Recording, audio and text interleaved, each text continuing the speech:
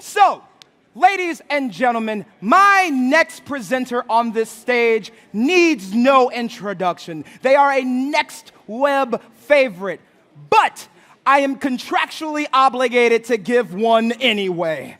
Coming up to the stage next is our speaker, Mo Gawdat. Yes, he is the former chief business officer of Google X, the host of the popular podcast Slow-Mo, a podcast with Mo Gawdat, and the author of the international best-selling books Solve for Happiness and Scary Smart. He is also the founder of 1 Billion Happy. Listen, there is no sleep for Mo. Hashtag 1 Billion Happy is his moonshot attempt to honor Ali by spreading the message that happiness can be learned and shared by 1 billion people. The other 6 billion people on the planet need to still find happiness. His upcoming book, That Little Voice in Your Head, will be released in spring of 2022, and he will be doing a book signing right after this session at the ABC Bookstore booth number 17. Without any further ado, I need some love, some applause, some loudness, some greatness for Mo Gawdat!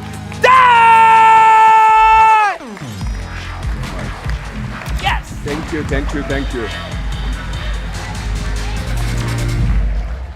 Thank you so much. I actually did not expect this. I have not prepared. I don't know what to say. I came to the Next Web last year, and because of COVID, the room was not this full. And so I was like, yeah, it's going to be 10 people. We're going to have a nice chat. And there you are. So I don't know what to do with you today. I am very, very, very grateful that you came to join me. It's a very interesting time, actually, because I would probably say since, maybe some of you know me since 2017 when Solve for Happy came out the first time. I actually think for the first time in my life, I feel that the mission is coming together, that we're actually really making traction, and that we're really getting to a point where we think that tiny group that we are, 4 people, are actually maybe we will have a chance by the end of our lives to reach 1 billion happy. So that's a very exciting time. Believe it or not, the part that really hit home and gave us a very serious boost is Slow-Mo, my podcast. I don't know how many of you are listeners of Slow-Mo. What are you people doing?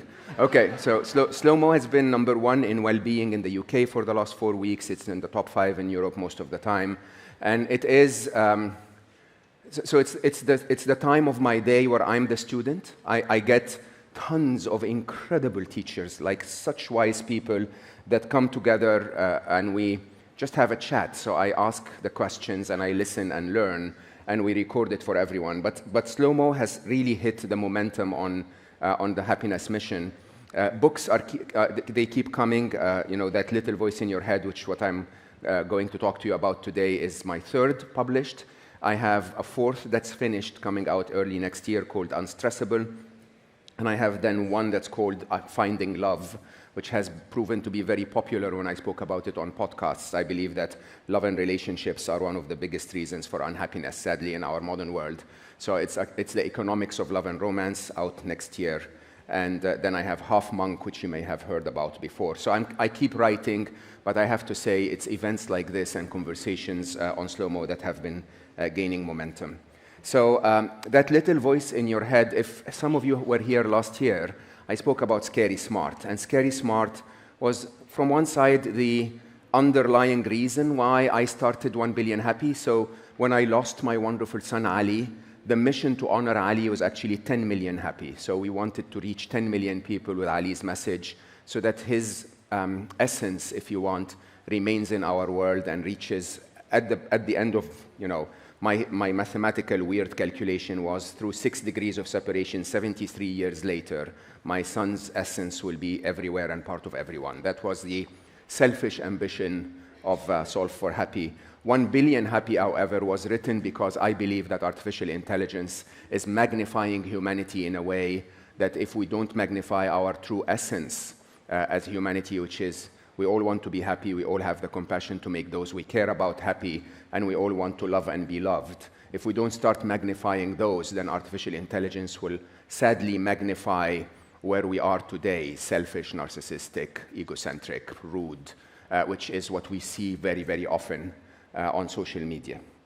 This year's book is almost the opposite of that idea. So in Scary Smart, I was trying to share with you what I understood in Google X around how AI is actually sentient. It's actually alive, which I know many of you have seen articles around that recently because of my fellow Google engineer, and that AI, being sentient, could not be controlled, and that it could actually only be motivated through ethics and values to have humanity's best interest in mind.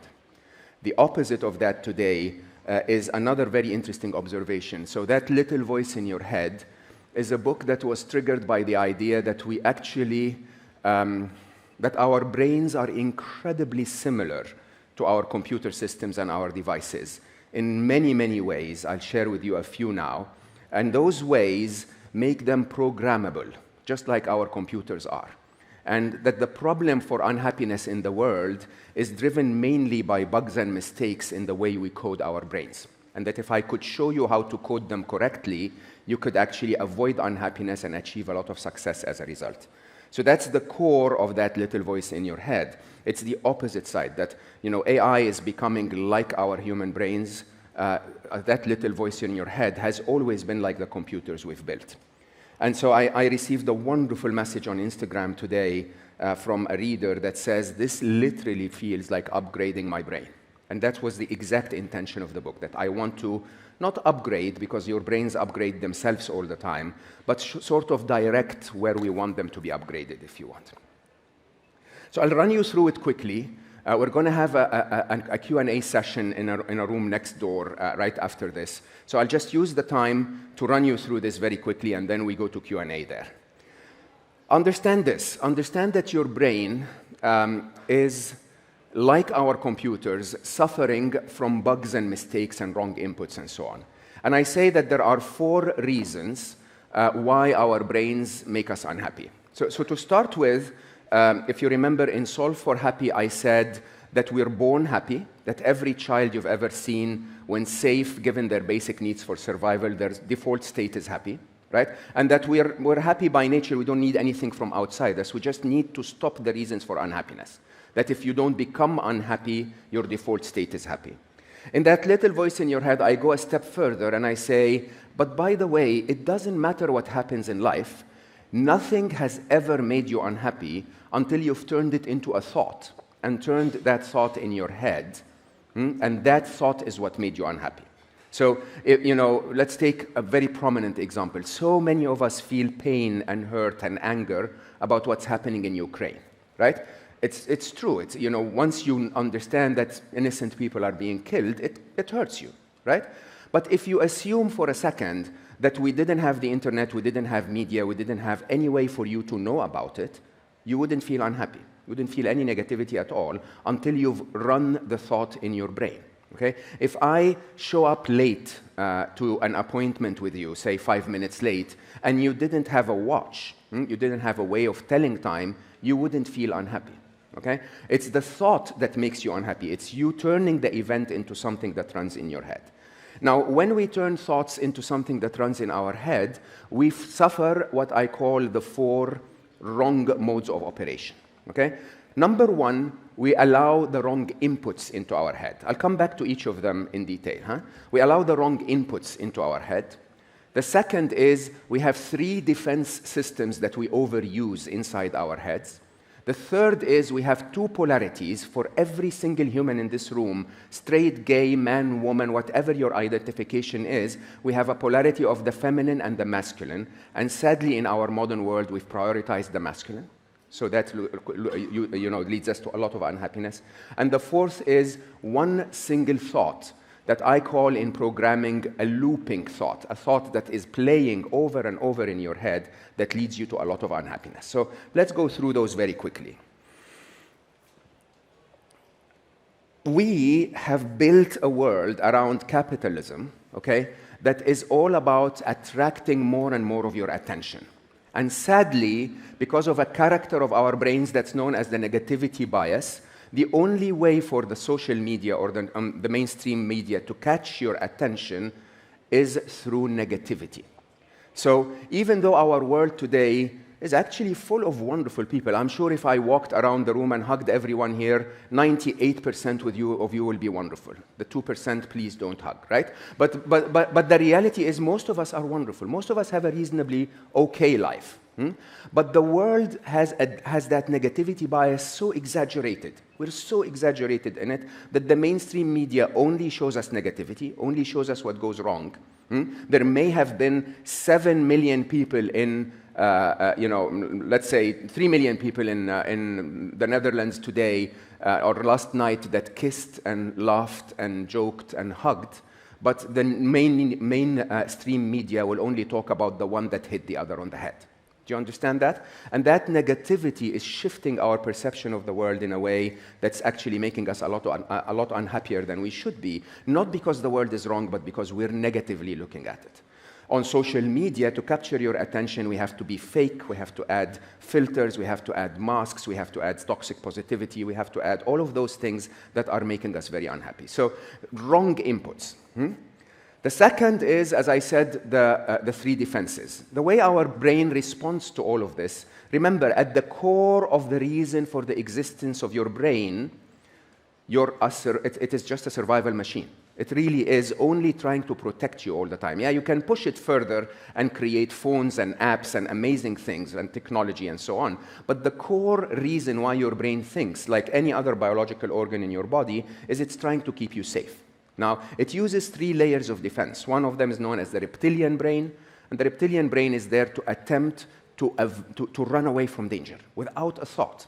If you come near a lizard with a ball of flies, which is like such an tempting thing for it, it will still run away. Okay? And that constant fear is one layer of your brain. The next layer is the mammalian brain, as they call it. And the mammalian brain is that brain that is all about approaching pleasure and avoiding pain. The monkey brain. The monkey, if you approach it with a banana, even if there is a little bit of threat, it will try to get the banana, right? If you punish it with an electrical signal for touching bananas, it will stop touching bananas. You understand that? And we have that within our human brain. The third layer, which is very interesting, is we're the only ones privileged to have that, is the rational brain. And the rational brain is trying to do what? It's simply trying to plan and analyze and look at the past and learn and look at the future and set a plan and all of that. And basically, it's our way of protecting ourselves, not away from immediate danger, but from future possible danger. The problem with those 3 brains is that when you run through them, what ends up happening as we humans exaggerate our tendency for safety is that we suffer from what I call the AAA: aversion, attachment, and an all-pervasive dissatisfaction. Okay? Aversion is that constant fear of everything. So again, I use Ukraine. Of course, I love the fact that we all have the compassion for what's happening. But for some of us, we're so afraid. Like I was talking in the UK a couple of weeks ago, and people are so afraid that the world is going to end. And that aversion of the fear of things gets so exaggerated within us humans, followed by a sense of attachment. So that's your reptilian brain. And if your reptilian brain is not within control, it's really making you unhappy for no reason whatsoever. Okay? The second layer is what I call attachment. Attachment is because we love pleasure and we avoid pain, we constantly try to stay within the familiar. So many of you will know that some of the hardest moments in our lives is when we break up with a loved one and people will come to me and say, oh, he left me or she left me. And I go like, congratulations, that's amazing, right? Seriously, why are you so stuck to someone who was eventually about to, obviously if they left, then the relationship was not great, okay? And by the way, there are 3.4 billion others that are out there waiting for you to explore life, right? And the attachment that we have is constantly making us unhappy because we exaggerate that. We exaggerate wanting to stay within the familiar over having the adventure of actually living. Now, the all-pervasive dissatisfaction is probably the character that is refined only to humans, which is basically a character that says, regardless of what's good in my life, I still always find something I'm unhappy about. Why? Because your brain that wants to keep you safe wants perfection. Okay? So if a tiny thing might go wrong in 6 years' time, and everything is right now, your brain continues to want to be in that negative thing, and that makes us unhappy. I'm going to rush quickly to get into some solutions before we go. 2 polarities. The third reason, or the third mode of operation that makes us unhappy is the hyper-masculinity of our society. I say this in front of everyone. I promise you, this is your biggest responsibility if you want to fix our world. If you want to fix your relationships, if you want to fix your happiness, it's your top duty to empower your feminine. Okay? Now, in 2 words so that I'm not misunderstood. Man and woman are biological definitions. Gender identity and gender fluidity and sexual preferences are that. They are gender identity and sexuality. Masculine and feminine are characters. They're qualities that we use to navigate life. If you take a problem and analyze it analytically, that's a masculine trait. It is highly correlated statistically with those of us who are archetypically masculine. If you take that same problem and analyze it with intuition and creativity, you're using your feminine side. Okay? And there are tons of qualities. I identified 137 of them that you split between the feminine and the masculine. Right? And the problem we have in our life today is that because of capitalism, we've centered ourselves around the masculine. So we use linear thinking, we use analytical thinking, we use strength, which becomes aggressiveness if you push it, and so on and so forth. While what we need in our world today are things like creativity, things like empathy, things like playfulness, flow, appreciation of beauty, and so on. These are all the things that we're missing in our lives because we underplay the feminine. So I wish I could have time to talk to you about this specifically. It would take me around 4.5 hours. But I ask you to please find me talking about this online, because this, in my view, is the biggest topic that would fix our world today. Is that each and everyone has feminine and masculine in them, but they're imbalanced. Okay? I'm 58% feminine, just for all of you to know. Huh? My measurement of my tendency to use my feminine qualities, despite my beard and my masculine appearance, is feminine. Okay? And because of that feminine, I'm able to talk to you about certain things that maybe others are not able to. It's really something that our world needs. Finally, there is that incessant thought. Okay? That incessant thought, believe it or not, is the single biggest reason, this actually is scientifically proven, for all mental health issues that we suffer as humans. So there is something that is known as hypofrontality. And hypofrontality is the inability of our brain to focus enough to get out of its repetitive patterns of thinking negatively. So your partner says something hurtful on Friday.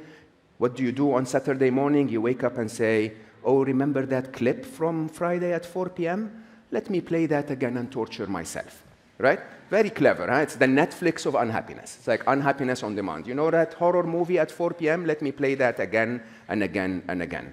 And we have an enormous ability as humans to just keep that pattern going, sometimes for years, okay? And the opposite of that is something that we learn in meditation. And most meditators, I interviewed Galen Tupton, the top monk in the UK, on Slow-Mo on my podcast. And he was talking about the value of meditation not being able to calm your brain. Okay? That's the result that you're aiming to achieve. He said the exercise itself is to let your brain go out of control and pull it back. Like you're in the gym, you're pulling something. Huh? This is the movement that you want to become better at calming your brain. And the idea is that when you do that, you learn something that I define as deliberate attention. Deliberate attention is the ability to observe what's happening in your brain and simply slow it down, bring it down to calm. But believe it or not, that's not the objective, which is the biggest misunderstanding about meditation and happiness in the world today, in my view, is that we think that a happy brain is a brain that is silent, a brain that doesn't think. That's not at all true. Okay? I urge you, if your brain is thinking positive thoughts, to think away. Think as fast as you want. Think as much as you want. Okay? And that idea basically tells me that there are good thoughts. And if you can think those good thoughts, think as many of them as you want. Yes, use meditation to be able to learn to bring your brain to those thoughts, okay? To learn to have the muscle to control your brain, but when you can, don't just keep it silent. Think 4 thoughts. And the 4 thoughts are experiential thinking, so much in the feminine. Experiential thinking is, I'm going to experience the world inside me and outside me fully. I'm going to feel what my body is feeling, what my emotions are saying. I'm going to feel that you're paying attention through your body language. I'm going to feel that you're thinking about something. I'm going to completely be in the present moment and aware. This is the most useful thought you will ever have. And this is what we're deprived of by depriving ourselves of the feminine. The second useful thought is problem solving. Yeah, very masculine. Problem solving is, I'm going to analyze something, I'm going to get to a solution, I'm going to get it done. Remember, masculine doesn't mean man or woman. Every woman on earth is able to problem solve, but it's a masculine trait. Okay? Now, when we get into the problem solving stage, we're using this machine in a way that's actually positive. That's not only removing the unhappiness, but it's making the world better. The third, which is one of my favorite thoughts as an author, a creative, is flow. And flow is normally characterized as the artist and the tennis players and the piano player. These are the only people capable of flow. In that little voice in your head, I claim that this is not true at all. That every single one of us can be in flow almost all the time. You can be in flow when you're washing the dishes. And I give you very, very specific practical tips around how you can find flow when you're washing the dishes. And then finally, the biggest happiness thought out there is that thought of compassion and giving. Is the idea of, instead of me thinking about me only, if my brain is a survival machine, the ultimate hidden fact about survival for humans is we never survive alone. We only survive when the tribe survives. Okay? And one of the things that the modern world has deprived us of is the fact that the modern world took the responsibility of taking care of others, for having compassion of others. They took that to the system. They said the government will take care of others, the company will take care of others. It's not me taking care of you anymore. And what I'm inviting us to do in that little voice in your head in the closing is to say, go back to the nature of being human. Give others, care for others, invite them to care for you, because that useful thought will make us come back as a community and make us all happy. I'm sorry I ran out of time. I could have spoken a lot more. I hope to see you over there, and I hope you find some of that content online and get in touch with me on Instagram or something, and I hope you will always be happy. Thank you so much for your time.